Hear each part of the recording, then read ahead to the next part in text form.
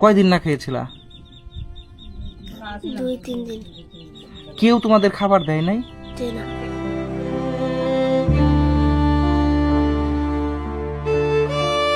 চাই নেই, কেন না খেয়েছিলা তোমরা? চাইলা ছিল না।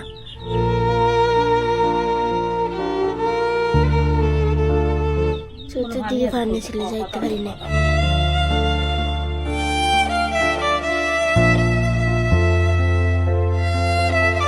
আমি লক্ষ্মীপুরের রামগতি উপজেলার চর আব্দুল্লাহ আসছি।